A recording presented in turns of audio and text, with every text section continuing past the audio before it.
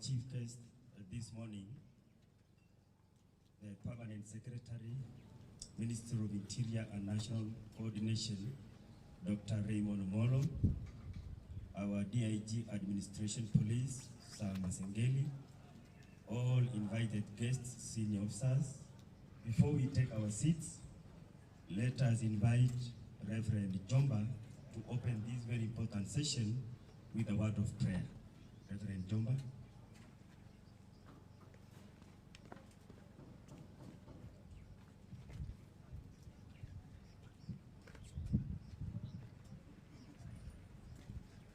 Let us believe and pray. Our dear Heavenly Father, in the mighty name of Jesus Christ, we uplift your holy name this morning, King of all glory. We recognize you that you are greatest protector, King of all glory. Abba Father, as we start this day, O Jehovah Lord, my Father, we commit these plans unto your able hand. The Bible says in the book of Proverbs 16 verse 9, that we plan, but you accomplishes our plans, O King of all glory. May you protect us and guide us all through. This is our prayer in the name of Jesus Christ. We pray and believe. Amen.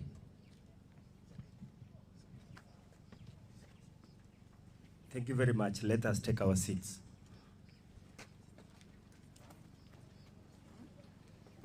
Our chief guest, Dr. Raymond Omolo, our DIG Administration Police Service, Sir Masengeli.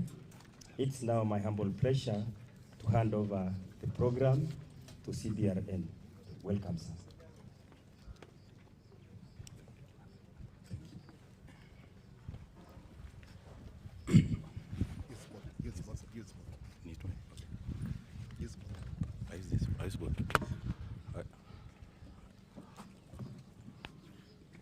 Good morning, everyone.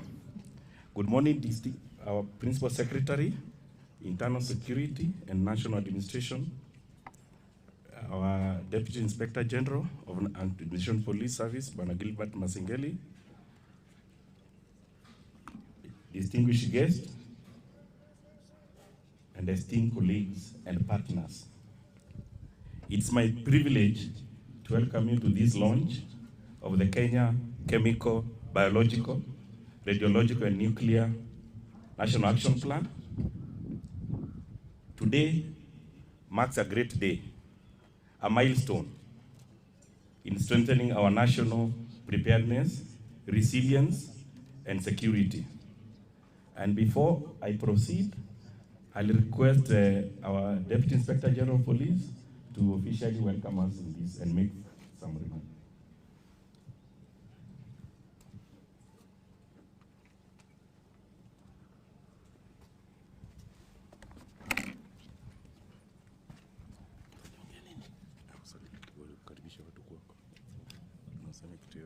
The chief guest, sir, the colleagues who are around, and the participants. I want to take this opportunity to welcome each and everyone to this launch and national on the Cbrn. It is a very important act that has brought us together, and for wasting most of the time, let me allow the convener to continue the program as we wait for the next program. Thank you. Thank you, Mr. Masengeli.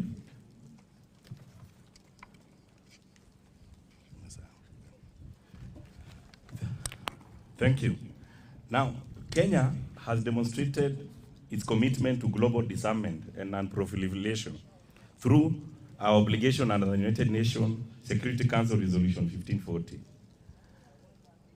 So Kenya is a part of the international community that has agreed and is dealing with the issues of weapons of mass destruction by signing the Chemical Weapon Convention, the Biological Weapon Convention,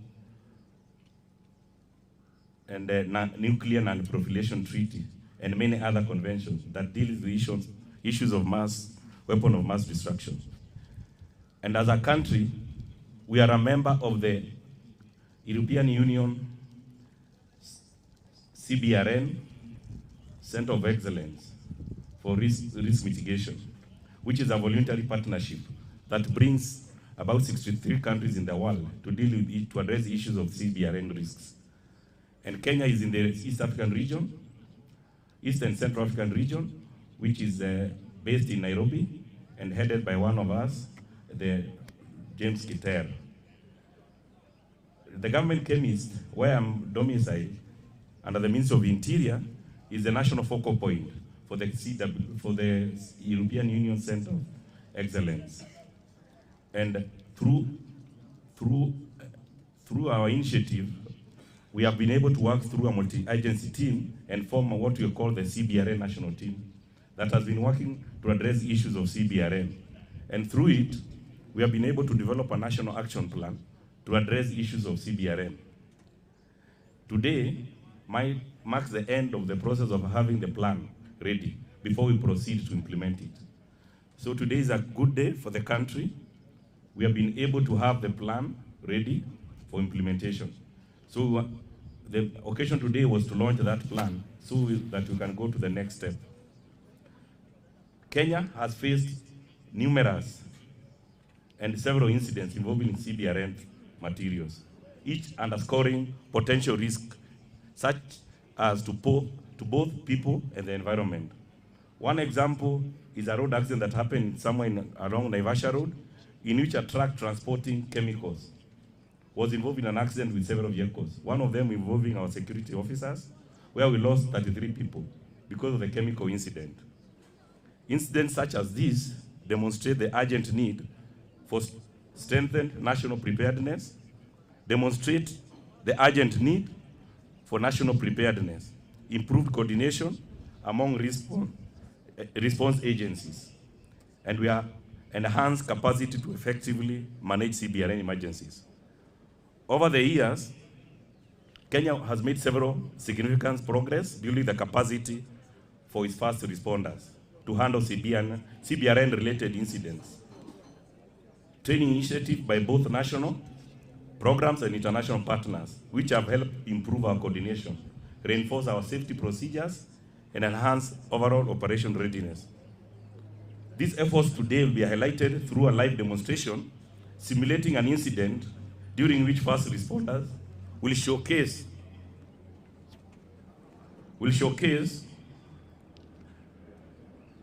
practical skill in hazard identification, containment, and emergency management. The exercise illustrates how continuous training and collaboration continue to a more resilient national response system.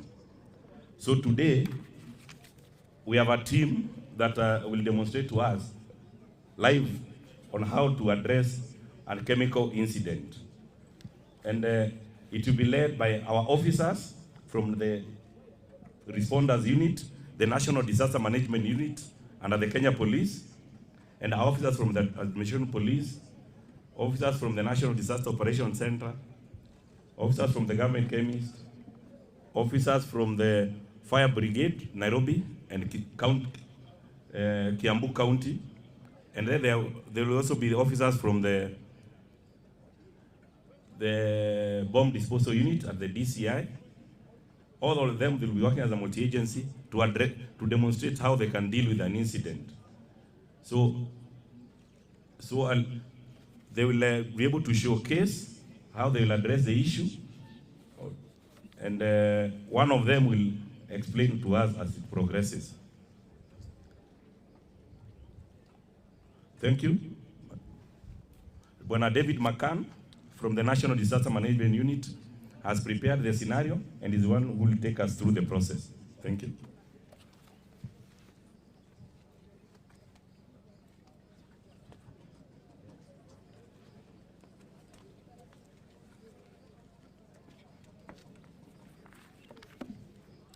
Our chief guest,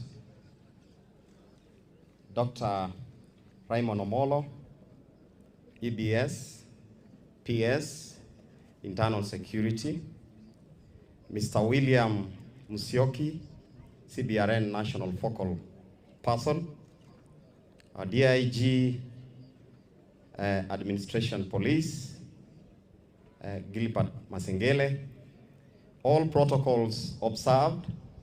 My name is Makan David. I work with the National Disaster Management Unit, and for this exercise, I was the writer of the exercise, and we are going to simulate a chemical incident of a truck that we have an accident within the Eastern Bypass near the Administration Police Service College. So we're going to start the program, and the way the program is, it is an incident whereby the information has gone to the command center, that is the IC3. After that information, that we have a vehicle that has an accident, then within the Eastern Bypass, whereby a tanker, the one that is in front of us, has involved in an accident. And obviously, as you know, the usual way, people tend to respond to take advantage of the incident, and you are going to see. So, welcome, sir, and you'll see the incident happening. I'll be demonstrating the way it is going to happen. Yes. As we wait there, sir, I can take you through the structure. In a hazmat response team, we usually have an incident structure. What you're seeing here is a hazmat incident command post. In the hazmat incident command post, we have the incident commander, and then we have the safety officer, and the work of the safety officer is to ensure that anybody who gets into a contaminated environment has been checked well, and they are ready for the response. Inside this setup, what you're seeing is that we have the entry. This entry is the entry to the zone where we've written hot zone, and within these entries we've demarcated them. We have the cold zone. The cold zone is where we are now. We are away from the contaminants. And then after that, we have the warm zone. After the warm zone, then we have the hot zone. The hot zone is where we have the contaminants. So the demonstration will be, we will have the casualties, and the casualties will come from the victims affected from the chemical incident, whereby they were stealing chlorine substance. Thank you, sir, and stand for the exercise.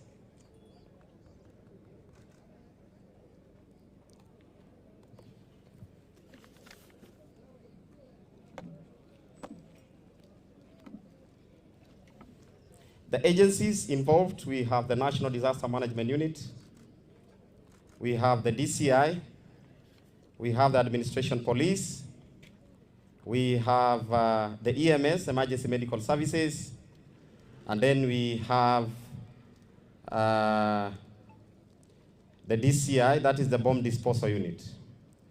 So the bus is ready, and already you will see the way the incident will unfold. And immediately, you will see people taking advantage. And at the same time, we will have members of the public already on standby. They want to go and take advantage of getting the chemicals. Thank you.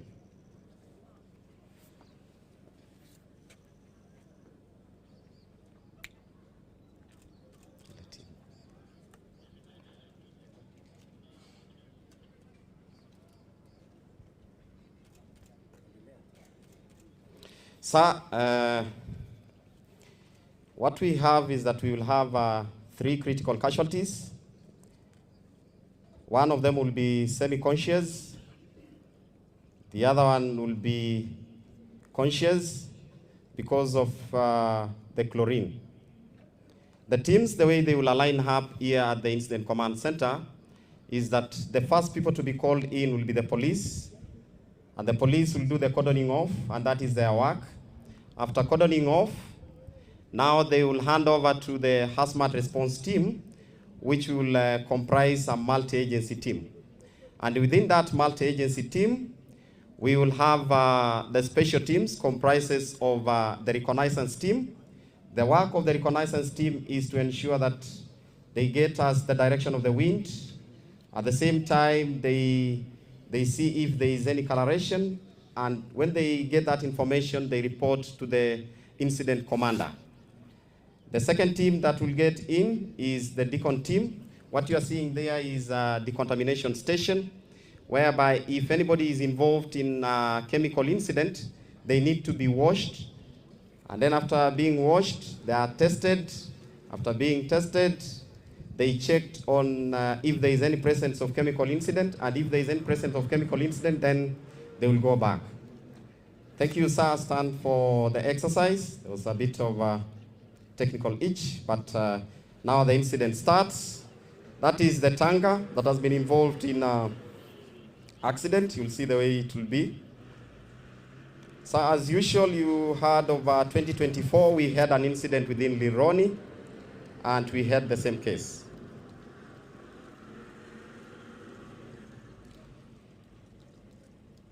The place where the counter is the hot zone. The person you are seeing at the back there is a member of the public because he has seen a vehicle has a problem. So he's taking advantage. He wants to get in so that he can get some content inside. So you will see what will happen. The driver is trying as much as possible to control. You see he's getting in. And then driver is trying to control and ensure that the place is okay. But as you understand, there are always rowdy members of the public. Now there is spillage. You're seeing there. There is spillage. And he's trying to ensure that he gets the content. Then there is a greenish substance getting off. That is the chlorine. And then there is another member of the public getting in.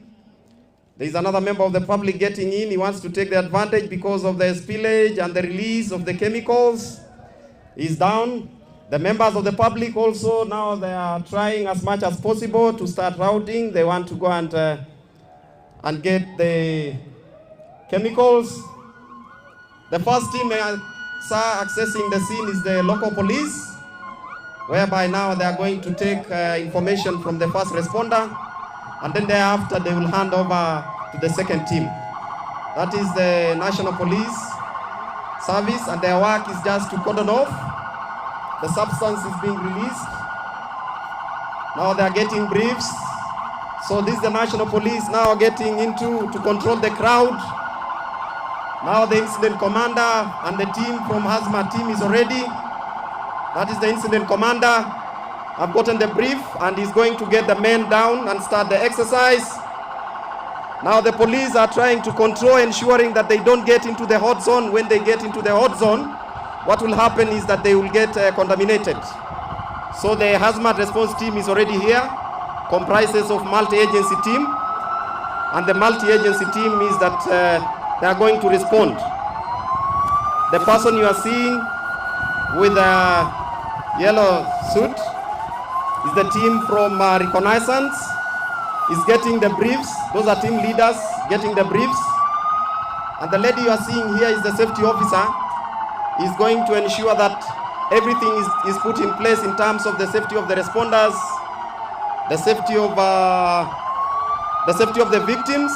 And before anybody gets into the scene, they need to be checked, sir. So the person who is doing the inspection is ensuring that everybody is safe and ensuring that everything is done. That is an expert from bomb disposal unit. In any incident, sir, we need to clear out if there is any threats. So we will have the first person from the bomb disposal unit to clear the incident and ensure that it is safe for other responders to enter in. So the details are being taken, the time to enter, their names, and also when they are out, they will again get their details. So sir, what you're seeing is that he's going to clear the scene. That is the bomb disposal unit. He's the first person to access the scene. This is the team that is responding. And he's going to check everything, and after that he will give a signal of the scene is safe. The second team that is being inspected, that is the reconnaissance team. The reconnaissance team will help us in terms of ensuring that it gets us the demarcation, the warm zone, the cold zone, and the start of the hot zone. So currently, what you're seeing is that this is the reconnaissance team. They are using a gadget to ensure everything is done and to get to know where the concentration of the chemicals will be. So what they are using is SCBA, that is self-contained breathing apparatus, because they are going to very high concentrated environment and the chemical is already unknown. So they are doing the reconnaissance, and the bomb disposal is now clearing the vehicle so that the team can come and respond. So the reconnaissance team has reached the point of the 1 bar, is signaling that that is where the concentration of the chemicals is high, and is now reporting to the incident commander.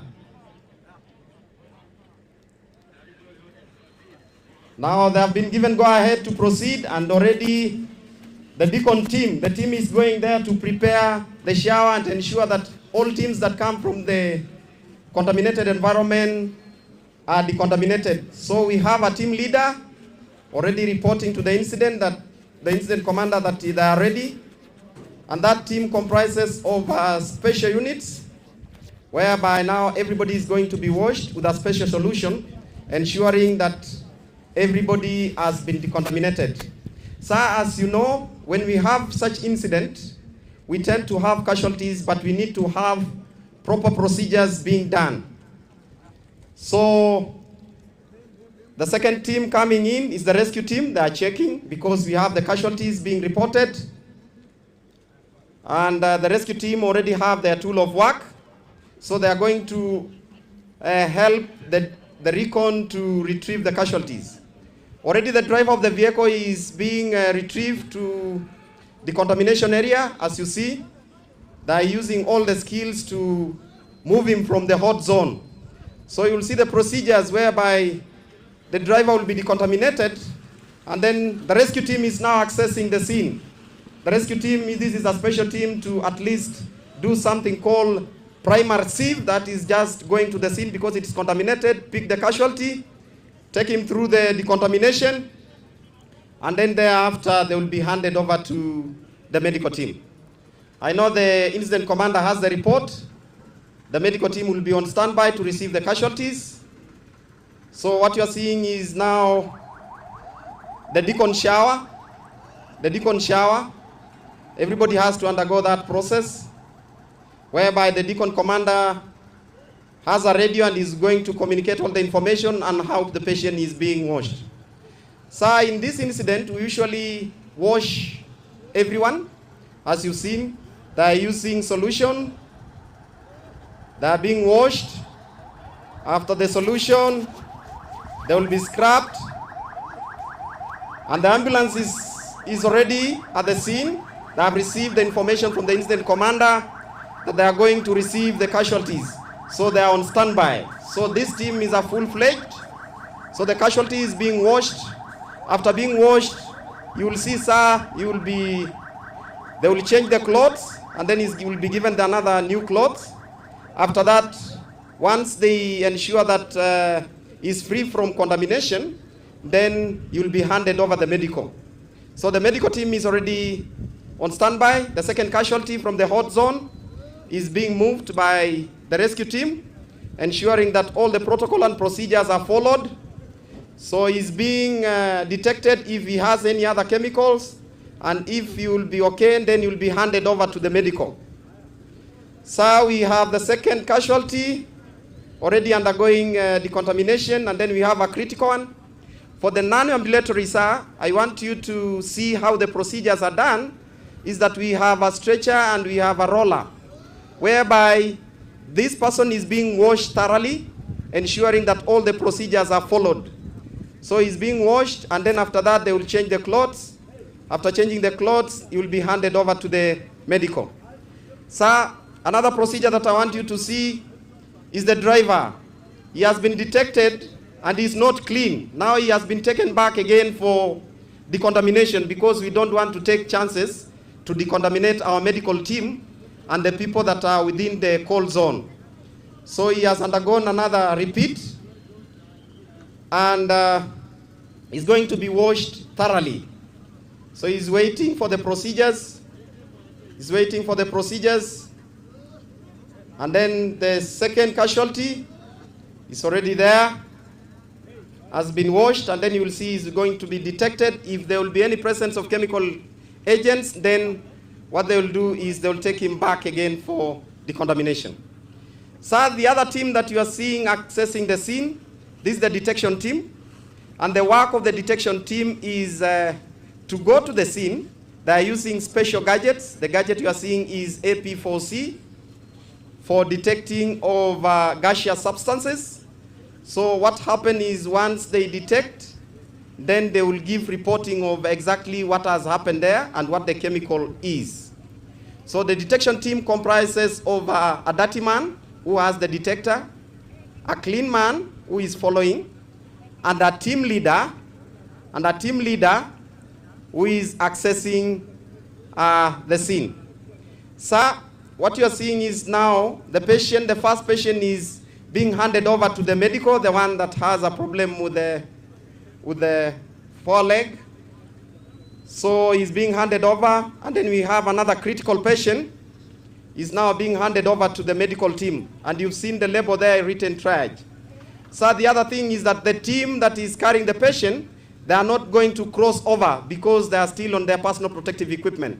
So it is now the work of the medical team ensuring that they don't get and access there. They are going to take the patients for further treatment. So, sir, they are going to change the stretcher procedurally because we don't want to take any chances. You're going to watch how they are going to do professionally. So they are going to use the ROG lore.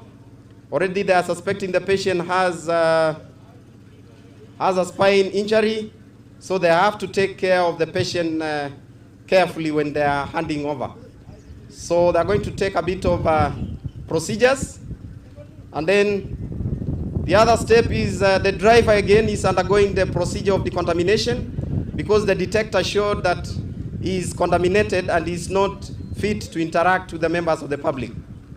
So the second patient is being handed over again to the medical team. After that, we will have the walking patient also being handed over. So at the scene, the detection team is reporting of what they have detected, and at the same time the procedures detect that is supposed to mark. What you're seeing is they are marking. So where they have gotten the samples, they mark and they report to the incident commander. And the essence of detection is they will help the incident commander to come up the plan on how the sampling team, which is already on standby, to go and take the samples. Because these samples are supposed to be analyzed at the government chemist so that they identify the real chemical. Because only they have detected, but they want to go and do further analysis, which is done at the chemical government chemistry. The other team is that the patient has been changed. The walking wounded, you see, is being given a different gown, but he's still coughing because of the effect of the chlorine. That is the driver. He was trying to at least to tell the members of the public not to access the scene. The members of the public, again, they have been controlled by the national police, that is administration police, and now they are calm. They are not causing a lot of chaos, but as you've seen, some of them are carrying jerry cans. That is the usual way. They were requesting and demanding to go and take advantage of the incident. So the second casualty, critical casualty, is being moved to the ambulance, and the ambulance is ready. So the first one is going to refer the ambulance to, they are going to refer the patient to the hospital. What you're seeing, sir, there is because they have been washed, they need to prevent something called hypothermia. So they are using a thermal blanket so that we don't have a patient reaching to the patient and then they succumb. So now the team that you are seeing decontaminating, those are the team that came from the rescue team. Now it's being detected. You see the gentleman with the detector ensuring that everything is done. And if there will be any mistakes, then he's taken back for further decontamination. And then, sir, what will happen is that you will see there are procedures on how to remove these gowns. And the procedure, we call it doffing. But when you are putting on, we usually call it donning. So the procedures you'll see happening. Now the team that is going to access the scene, that are on standby, this is the sampling team. As you've seen, we have the team lead, who is having the radio leading the team. And then we have the dirty person. And then after the dirty person, we have the team leader. So these are teams that are going to take the samples, and the information from the incident commander is that they are going to take 2 samples, and again they will add the third one because it is chlorine, and the samples they are going to take is liquid sample, they are going to take the air sample, and they are going to take the solid sample, sir. So the team is ready, has been given go ahead, they are going to access the scene. So the team is well equipped and they have all the equipments to respond. So they are going to take the samples, and where they are going to take the samples is already marked.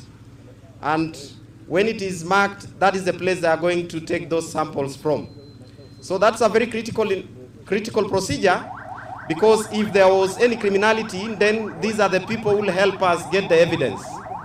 The first ambulance is now moving, taking the patient to the hospital. And also the second one. Now the procedure is when they reach where the concentration is high, the team lead from the sample raises up hand and gives signal to the team that we are now approaching the hot zone. And then he takes a back seat, whereby now the dirty person who is going to take the sample takes the lead. Now, that's a very critical procedure, and you'll see how they are going to take the samples. Now they have reached where the point where they've marked, they have raised their hands. There is a nice procedure there in terms of how they are going to hand over the equipment, because they don't want to decontaminate. What is removing is a salvage sheet, whereby now the hard disk will be placed so that we don't decontaminate our items. So the procedures are the dirty person, the person who is now approaching the incident scene, they are going to take the samples. He's already set for taking the samples. And the clean person is handing over the equipment as you are watching. But he's not going to touch the dirty person. There are procedures to be followed. He's dropping as you've seen. And then the dirty person is now taking the samples, because they have a special equipment. They are going to take the samples, that is, they are taking the solid samples. They are taking the solid samples. Now again, they are closing it. Procedurally, when they close, then they put in a zip bag. In that zip bag, they need to put something called sample protocol. Within the sample protocol, the team leader has to fill which type of the sample, who took the sample, the time, and if there is any coloration of the sample, so that that sample will be taken for analysis. And they are going to take per sample 2 samples, the actual sample and the background sample, so that they can go and compare those samples. The samples are very important because it will help us in terms of pinning down if there is anybody that was involved in terms of criminality, and at the same time, it can help us. If it is a non-intentional, it can help us to analyze the type of the chemical that happened. So the procedure that you're seeing there is doffing. And everybody who undergoes the doffing, we have a team that is already reporting. This is the response team from the rescue. Is going to report to the incident commander. Before the incident commander is going to report to the safety officer. And the safety officer is going to indicate the time out, because he had indicated the time in. And at the same time, he's going to check if he has any other problem, and then he will be handed over to the medical team. So he's okay now going to the incident commander and gives the brief of what they gotten from the scene. That is the incident commander getting the information, and then we have the medical team to ensure that he's okay. He's getting the briefs from the incident commander. He's being handed over to the team because he has undergone the procedure. The second team from the rescue is getting off the scene. And then they are going to report to the incident commander. And before that, is going to report to the safety. The procedure of the scene is that every person who enters the scene has to be accounted for. And that is why we have the safety officer. And he's going to ensure that all the members at the end of the exercise, they are accounted for. Sir, what you're seeing is that all samples are supposed to be collected, but again, they need to take precaution so that they don't take long time and they become casualties. So the details are being taken for the fourth person from the rescue team, and the information from the sampling team to the incident commander is that now they are taking the air samples and soon they will be out of the hot zone. So in this exercise, the incident commander is a very critical person because this is a multi-agency team. And within a multi-agency team, if you don't have a coordination mechanism, chances are very high that you will have confusion and at the same time you will not meet objective of saving life. The person at the safety officer that was our bomb disposal expert is out safe, is giving the details, and you see the kind of multi-agency team that we have. So the sampling team, they are taking the last sample, whereby they are taking the air sample at the exact point where the incident occurs. And all the three samples will have at least two of each, the background sample and the actual sample. So the protocols are being filled by the team leader, and then they will put all the protocols within the zip bags. And these samples, they are going to be given to a team that is already standing here, the two, a gentleman and a lady. They are called evidence management officers. These two ladies, a lady and a gentleman, are going to receive the samples, but they are not going to the hot zone. They will receive the samples at the point written triage, because that is a point where there is less decontamination. Sir, so this team are going to take the samples. Once they take the samples, they are going to document the samples. Once they document the samples, they will hand it over to the police, and the police will take this sample to the government chemist for further analysis and ensure that all details of the chemicals involved are analyzed and they give the exact information of what happened at the incident, sir. So the team that is undergoing is the last team that was from the reconnaissance team. So they're undergoing doping and they're undergoing checks and ensuring that they don't mingle to the members of the public when they are contaminated. The other team is that this is another team from Recon team. And the other thing that we need to know is that in this layout, we usually have the entry, we have the exit, and also we have the entry to the hot zone. The cones that you are seeing here, we call them directional cones. It helps the first responders to get to know how to access to the scene. So you're seeing they're lying down but giving direction, so that's the direction to the scene, and then you approach where the incident is. Sir, already the sampling team is out, and the person carrying the sample is the dirty person. We have a very important procedure there, whereby all equipments from the hot zone are dropped at a point called equipment drop point. Only what will come to be decontaminated is the sample. But what was used is dropped at the equipment point, whereby they will undergo further decontamination, sir. Our chief guest, another good procedure is that the sample has to be thoroughly cleaned and ensure all the protocol and procedures are followed. So when they start cleaning the sample first, and then thereafter they will start cleaning the person carrying the samples. And before the samples get out, then they need to be inspected and ensure that we don't decontaminate our labs. So you will see after that, the team will undergo detection. Now the decon commander is giving instructions on clear sampling procedures and washing, and also ensure that the safety procedures are considered. Now the dirty man is undergoing decontamination. That is the person who has done the sampling, and that sample has to be taken and ensure the safety of the samples is also guaranteed, because there can be sabotage along the road. So once the sample is out, they will inspect and then hand over to the evidence management officers. Already they are ready to receive the samples. Now the dirty man is getting out of the decontamination area,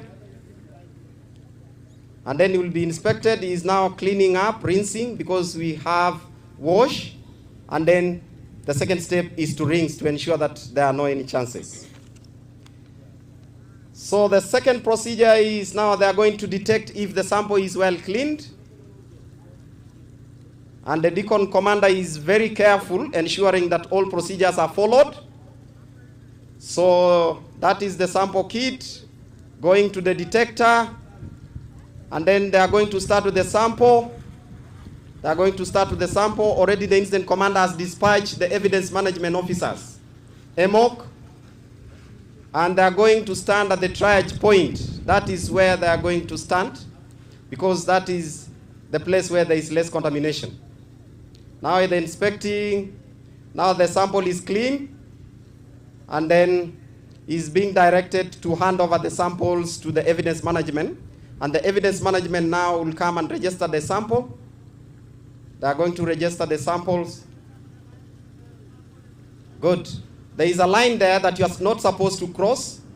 So they are just going to get the samples from that point so that we don't contaminate the process. Once they get the sample, they get information who took the sample, although the information is already within the sample protocol, and what types of samples they have collected, so that when they go to the incident commander, they have a full brief. Now they are exiting, and they are using the same exits. After that, the samples are going to be handed. These are also very critical procedure, because this is sample is supposed to be registered by the safety officer. It's going to be registered by the safety officer who took the sample, the time of the sample out, and also if there is any changes in terms of the samples itself. So the samples are being registered, and then thereafter will be handed over to the incident commander, and the incident commander will hand over to the police, and the police will take that sample to the government chemist for further analysis. So the samples are being handed over to the incident commander. He also needs to check, and at the same time, the police is on standby. They are going to receive the sample. The police has received the sample. Now they are going to take the samples to the further analysis at the government chemist. So I think the procedure that is now remaining is just decontamination of the team that were from the decontamination area, and the procedures follows the same, and this will now mark the end of our exercise, because what will happen is that the last person, I must mention this, the last person to get out of the decontamination is the decon commander, because he ensures that everybody has been decontaminated and all procedures are done, and after that he will report to the incident commander that the whole exercise is okay. The procedures are as it is, sir. Thank you very much, sir. The procedures will continue, and that is a fictitious exercise that I developed for this incident, And thank you for officially occasioning the response team and also the national action plan. Thank you, sir.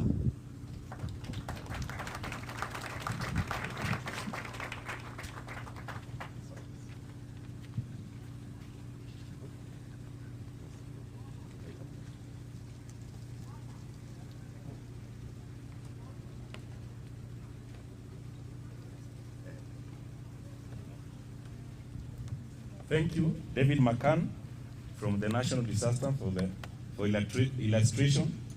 Now, as they wind up, I'll make a few remarks.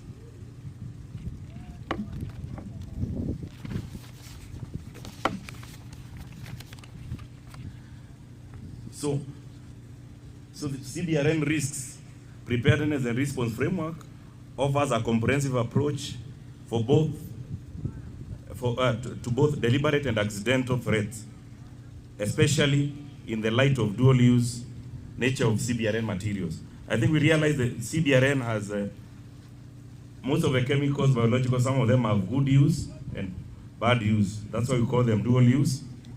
These risks affect national security, public health, environment, and socioeconomic stability. Therefore, we are developing this national action plan to strengthen our resilience across prevention, detection, preparedness, response, and recovery. This national action plan was developed by a Cbrn national team under the guidance of our ministry and guided by the European Union Cbrn Center of Excellence. The plan reflects Kenya's expertise, Kenya's ownership, and strong political support. It draws on combined expertise in the ministries, departments, and agencies. It is supported by their international partners, the OPCW, the United Nations agencies, African Union, CDC, WHO, and many others. This national plan outlines clear structures for resource mobilization, capability development, and improvement of the legal institutional frameworks. It reinforces collaboration of the national, regional, and international levels. It is built on the 4 pillars of the one I've mentioned: prevention and mitigation, preparedness, response, and recovery. It emphasizes strongly on regulatory systems, institutional capacity, and interagency coordination.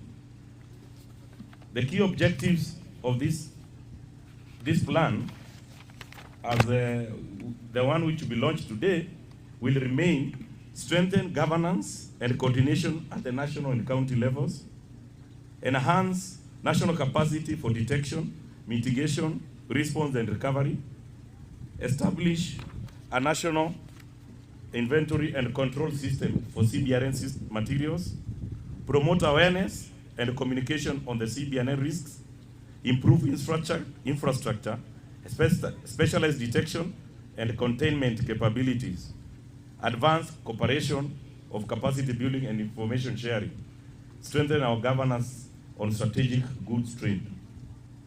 On the way forward, we'll be requesting that the Cbrn team be strengthened so that it can meet regularly and spearhead our implementation of this plan. Find a way of finalizing the issues of the Cbrn response plan to be included in the National Disaster and Management Plan of the country. And stakeholders will receive a document so that they can use it as a reference document for implementation. And we continue to strengthen Cbrn awareness in the country. So this one is an opportunity to strengthen our capability as a country and make people aware of issues of Cbrn in this country. And I wish to thank the team as they exit and call upon the head of Secretariat for the East and Central African region of the European Union Cbrn Center of Excellence, Mr. James Giter, who is also the Director General of the Kenya Nuclear Regulatory Authority, to make his remarks.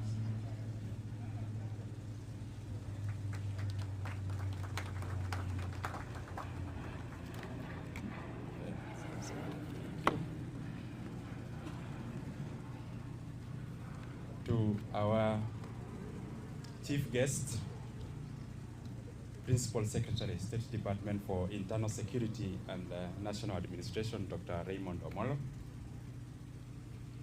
the Deputy Inspector General of Administration Police Service, Mr. Gilbert Masengeli, the national focal point for the Cbrn in Kenya, Mr. William Munyoki, who is also the government chemist.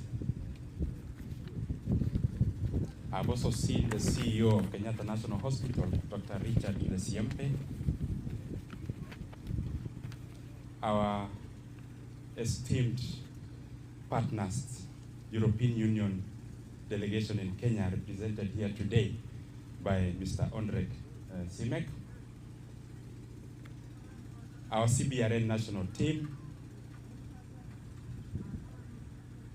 representatives from various state agencies, ladies and gentlemen. I'm deeply honored and delighted to address you this morning as we unveil Kenya's National Cbrn Action Plan.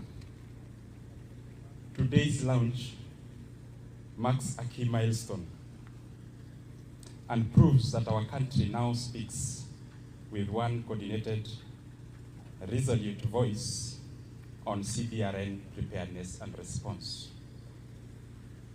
To our chief guest, Dr. Raymond Omolo, your presence here today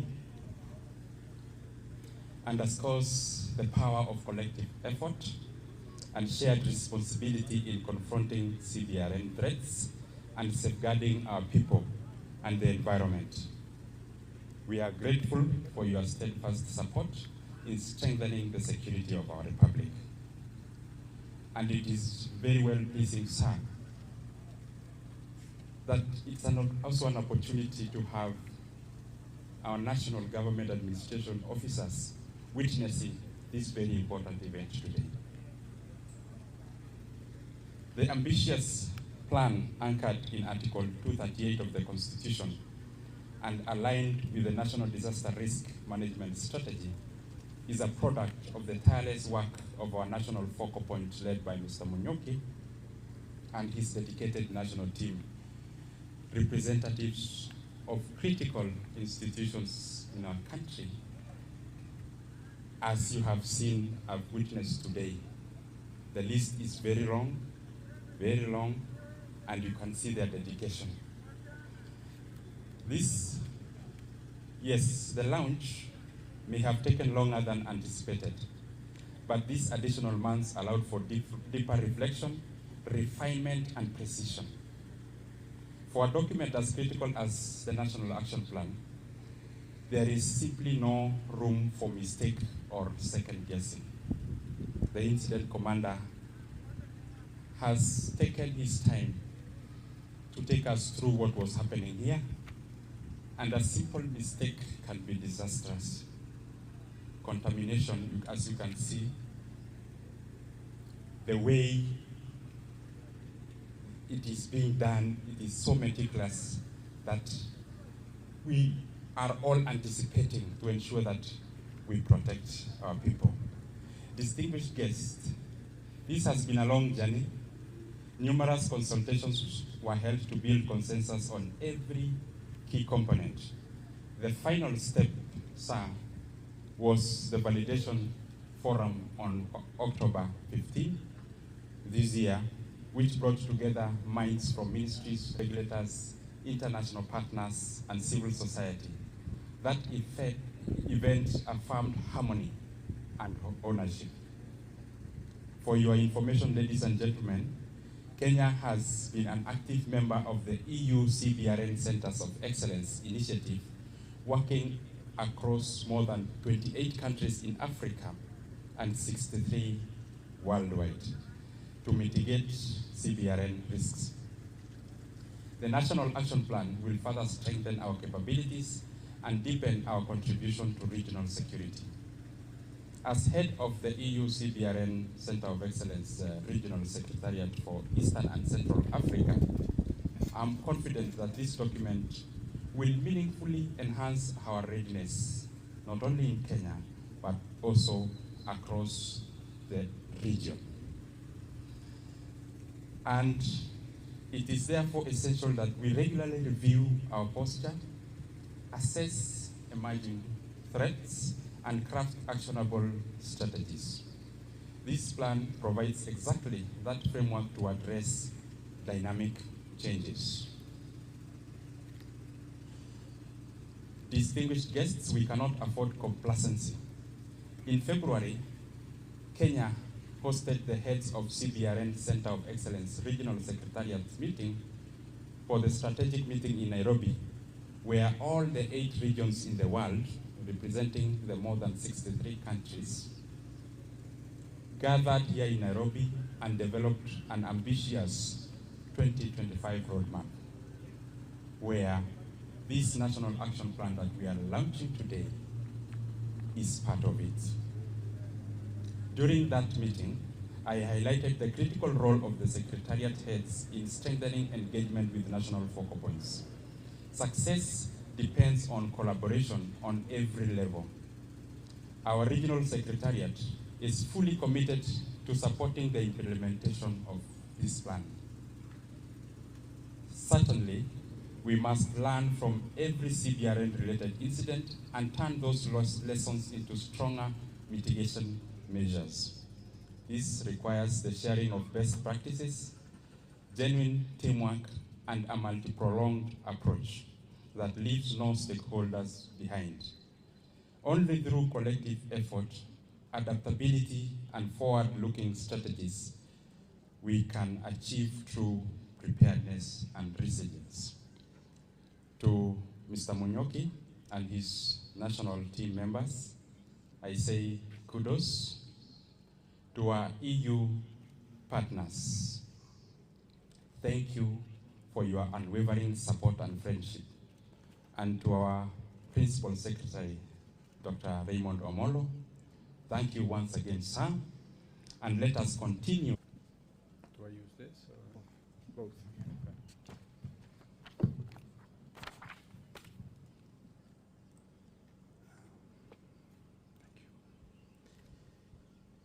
PS for Internal Security and Public Administration, Raymond Omolo. Great to see you here today. Deputy Inspector General of Police, Gilbert Masengeli. I hope we'll find a couple of minutes to speak after this event as well. Head of the Regional Secretariat, James Ketter. All you, members of the National Police of Kenya, experts, ladies and gentlemen. It's a great pleasure to be here today, only 3 weeks after we just held the 4th strategic dialogue between EU and Kenya on security and defense cooperation in Brussels, Belgium. This is a regular meeting where the European Union and Kenya discuss common points of interest in our cooperation in the areas like we see today. We discuss our cooperation on security matters here in Kenya, in the region, and also our global cooperation. So it's a great, I think, timing for me to be here today and to address you on this notable moment, the official endorsement and launch of Kenya's National Action Plan for CBR and risk mitigation. On behalf of the European Union, I do want to extend warm congratulations to the government of Kenya and to all members of the CBRN national team for reaching this milestone. Kenya was indeed among the first African countries to join the EU CBRN Centers of Excellence initiative in 2012 and has also the distinguished role of hosting the Regional Secretariat for Eastern and Central Africa. Today's endorsement represents the culmination of more than a decade of collaborative work. The development process began already in 2014, underwent quite a significant review in 2021 following the COVID-19 pandemic, and has been refined through recent EU-supported efforts led by the National Focal Point and the Cbrn national team. The National Action Plan is much more than just a policy document. It is really a roadmap for protecting Kenyan citizens and strengthening national and regional security. Kenya faces unique Cbrn challenges as a gateway to East Africa, with the port of Mombasa serving as a critical entry point for goods destined throughout the region. The plan addresses comprehensive priorities across all domains. Chemical priorities include strengthening compliance with the Chemical Weapons Convention and managing obsolete chemical waste. Biological priorities focus on finalizing biosecurity legislation, enhancing surveillance mechanisms, and strengthening border controls. Radiological and nuclear priorities emphasize emergency preparedness, transport security, and enhanced detection capabilities. The cross-cutting Cbrn priorities, from awareness raising to capacity building for first responders, recognize that effective security requires a whole-of-society approach. Kenya's endorsement carries significance beyond Kenya's borders. You are now joining Malawi, Rwanda, Zambia, and Tanzania in formalizing comprehensive Cbrn action plans.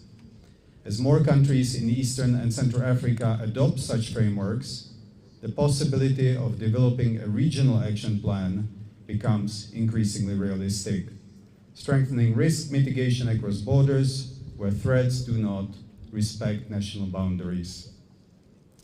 Kenya's development of strategic trade control legislation, informed to a large extent by the EU Partner-to-Partner Export Control Program, represents leadership that can inspire regional progress.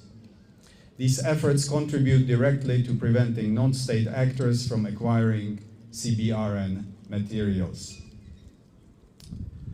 The endorsement today is clearly not an end. It is a beginning. The plan will now be passed over to all relevant agencies for implementation through the national budget and with support from external partners. Me, on behalf of the European Union, I am very happy to reiterate our commitment to support Kenya in this journey. Implementation will require sustained coordination among the 20 agencies represented in your national team.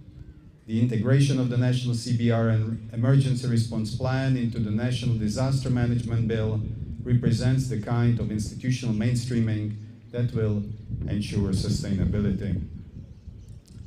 Let me conclude by expressing once again the European Union's congratulations for Kenya's leadership in Cbrn risk mitigation.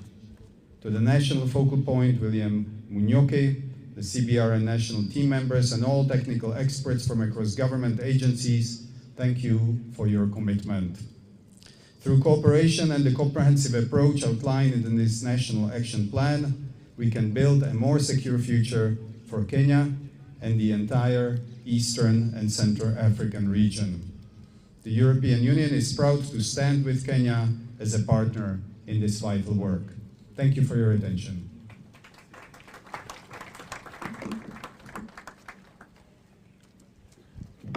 Thank you, Ambassador, for those remarks. I request before we proceed, Bwana Masengeli, our DIG, has some remarks to make. Not yet. Okay.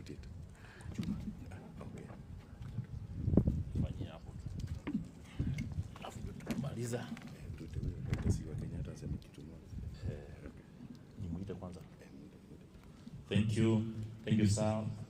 Chief guest, with your permission, sir, let me allow the CEO, Kenya National Securities, to give a remark then before I give my remark, please, sir.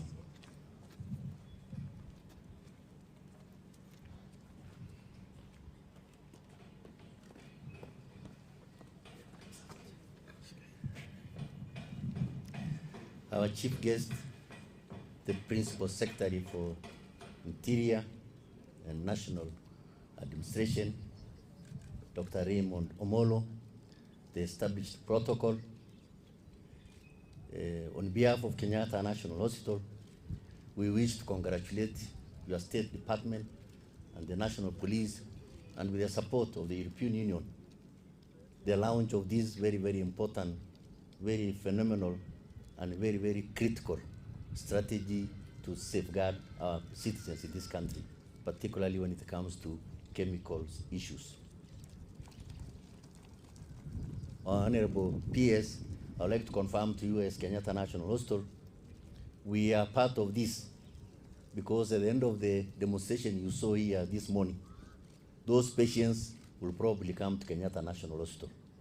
And therefore, we want to confirm to you that as a national teaching and referral hospital, with this strategy, we also want to see how best we can actually deploy some of these competencies and skills to probably to other national referral hospitals within our country, so that we can safeguard Kenyans. So with that, I want to congratulate you, and I want to congratulate the National Police, and I want to say asanteni sana. I was here 1989 as a district officer, and therefore I'm also one of your officers. Asante sana, Bwana PS. Thank you so much, Bwana CEO, and most welcome once again. Our chief guests, allow me to write on the protocols already established, and thank each and every member who is here for joining us in today's launch of the chemical, biological, radiological, and nuclear, the Cbrn National Action Plan. This is an important milestone for our country. It would be more dangerous that we live in the world where dangers can appear suddenly, whether from accident, natural outbreaks, or harmful intentions. We must always stay prepared as we plan to help others. It gives Kenya a clear way to prevent, detect, and respond any incident that would threaten the health and safety of the security measures, as it creates awareness to our people and our officers as well. To our officers and frontline responders, your role is vital. Your vigilance, your professionalism, and quick action will make all difference in keeping Kenyans safe. To our partners, we appreciate your continued support and contribution that helps build the safer Kenya and resilient nation for a safer world.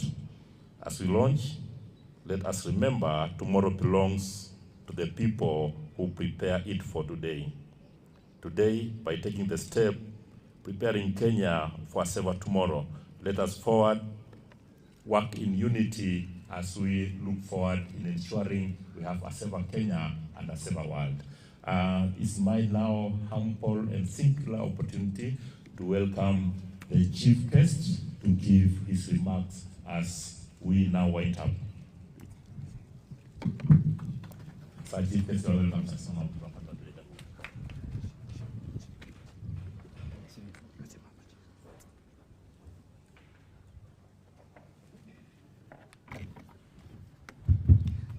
Be seated. Let's give the DIG a big round of applause.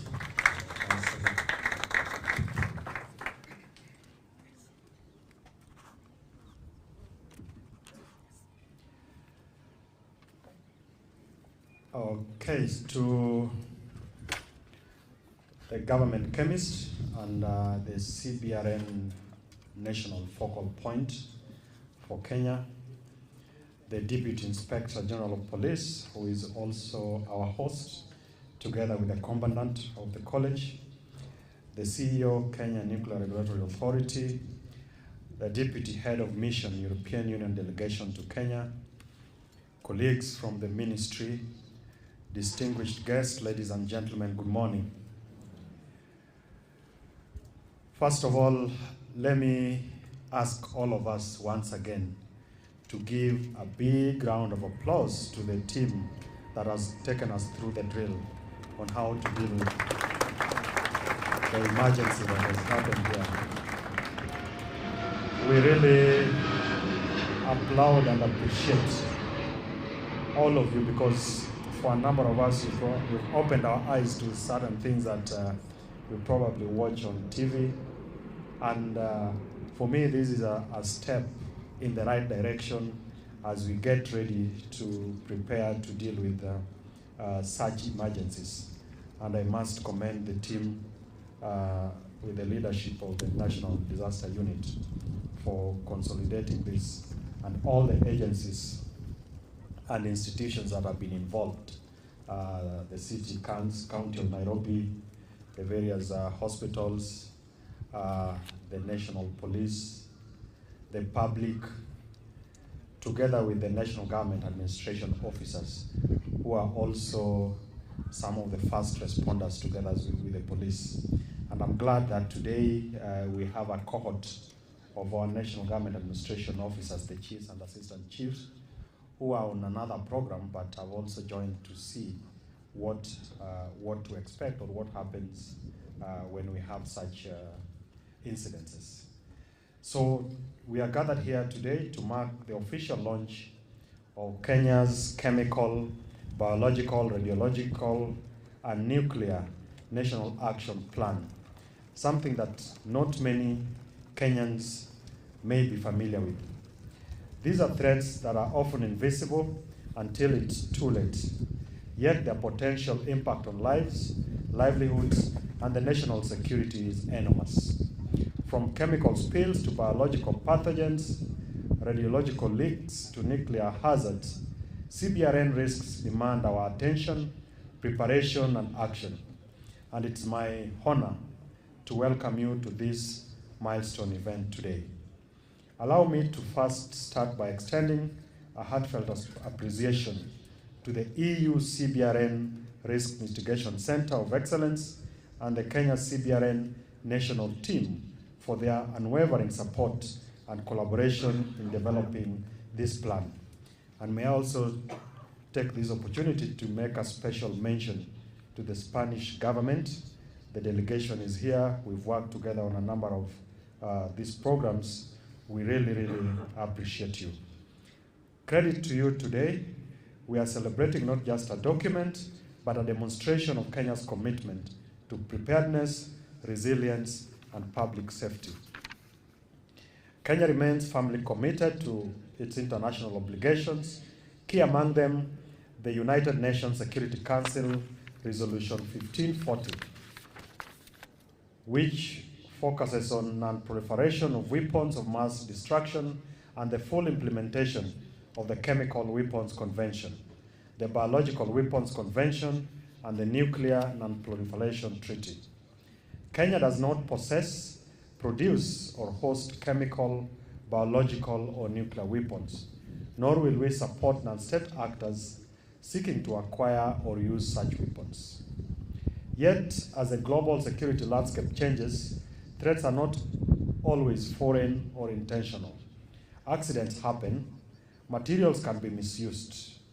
Science and technology evolve rapidly, and dual-use substances used for legitimate purposes, but with potential for harm, demand a rigorous oversight from all of us. Ladies and gentlemen, history offers practical lessons here at home. We remember vividly the events of 1998 on the twin bombings of the US Embassy in Nairobi and Dar es Salaam, where chemicals were deliberately misused to prepare improvised explosive devices. We also recall the 2016 arrest of 3 suspected extremists who were planning a major biological attack using anthrax. The Embakasi gas plant explosion, which was most recent in 2025, and even the most current one, which is the Kenya Airways flight that was forced to return to Nairobi due to a suspected leak of hazardous biological material. And we all know what happened with the COVID pandemic outbreak, which also integrates global best practices with Kenya's unique context. It positions our country to be able to anticipate, prevent, and respond swiftly should emergencies arise. This launch today marks our commitment to readiness, resilience, and the protection of all. I would want to encourage all of us here present and those who are following, that we commit to empowering our citizens, ensuring that they have the right information, and advancing national conversations on safety, security, and public information. And during the drill, you saw how the public views accidents. At times, there are people who want to take advantage to see what they can pick out of it. And this even complicates our emergency response and preparedness. And therefore, it speaks to the need for a lot of public awareness. And I'm sure as part of this action plan that we are launching today, we will go out of our way to constantly inform the public, not just on the risks, but also on the steps that needs to be taken when those accidents occur, and also to mitigate or to prepare to avoid having some of these weapons fall in the wrong hands. As a government, we are working closely with the legislature to be able to pass relevant laws. There is the Strategic Goods Control Bill, which is at an advanced stage in terms of its passage. It will regulate how certain strategic goods are managed, and also to avoid the situation where there could be misuse. And it also speaks to the dual-use items. So finally, I would want to once again appreciate our partners, the European Union, all the agencies, both in the public and private sector, who have made it possible for us to get to this point.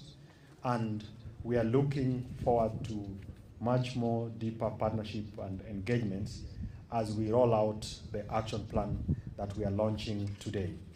And therefore, it's my privilege and honor to officially launch the Kenya's Cbrn National Action Plan. Thank you.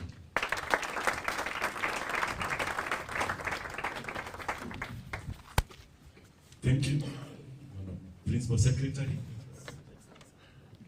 You can do better, better clause of.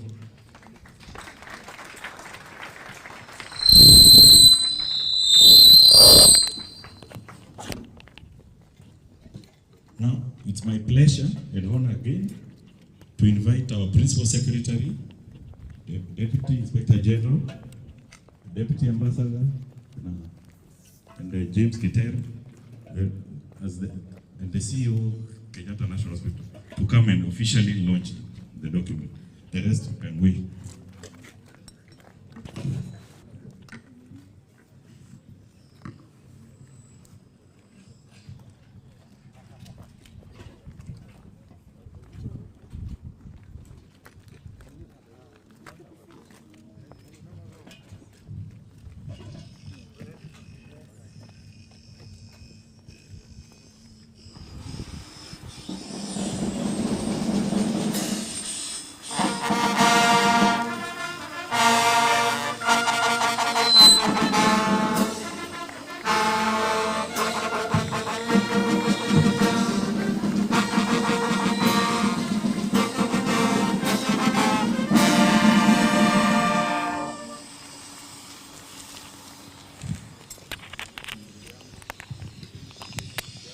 So, thank you. Now we go to the next step, where we'll now officially